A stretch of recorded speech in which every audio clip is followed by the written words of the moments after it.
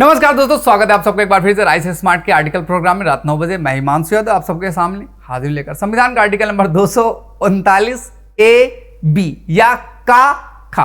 आइएगा बात करते क्या क्या कहा गया इस आर्टिकल में। दरअसल कहा गया वैधानिक तंत्र के विफल हो जाने की दशा में कौन कौन से उपबंध किए गए। यानी कि वैधानिक तंत्र का मतलब यह कि सरकार ना बन पा रही हो, मतलब मुख्यमंत्री ने रिजाइन कर दिया हो या 3 गुट बहुमत में आ गए हो, कोई मुख्यमंत्री ना बना पा रहा हो, ऐसी स्थिति में या कानून वहां सही ढंग से नहीं चल रहा हो।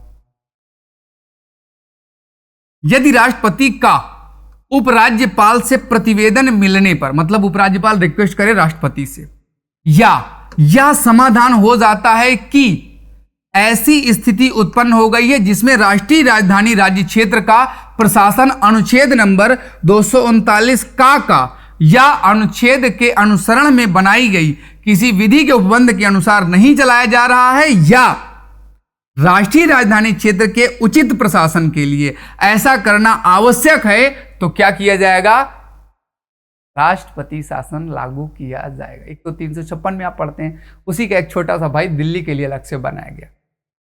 तो राष्ट्रपति आदेश द्वारा अनुच्छेद 239 का के किसी भी उपबंध के अथवा उस अनुच्छेद के अनुसरण में बनाई गई किसी विधि के सभी या किसी कुछ, मतलब कुछ उपबंध के प्रवर्तन को ऐसी अवधि के लिए और ऐसी शर्तों के अधीन रहते हुए ऐसी विधि में निर्दिष्ट लिखा गया है, उसकी मतलब लिखा गया है निलंबन कर सकेगा, उस नियम को रोक सकेगा जो तुमने नया कानून बनाया सही नहीं है, आधा काटो या पूरा काटो, तथा ऐसे अनुसांगिक और परिणामिक उपबंध कर सकेगा जो अनुच्छेद 239 और अनुच्छेद 239 का के उपबंधों के अनुसार राष्ट्रीय राजधानी क्षेत्र के प्रशासन के लिए आवश्यक समझे और समझिए। उसे लगे कि भाई देखो राजधानी क्षेत्र के लिए कानून बनाना जरूरी है, तो और जो पहले से शासन में है वो सही ढंग से काम नहीं कर रहे हैं, तो वहां पर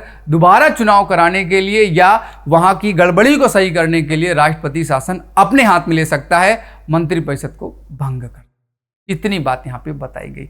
उम्मीद करता हूँ आपको ये बातें समझ में आ गई होंगी। मुझे दीजिएगा आज्ञा, ये सब कुछ आपका 1991 में ही जोड़ा गया था। तब तक के लिए जय हिंद, जय Bharat, tata bye, take care.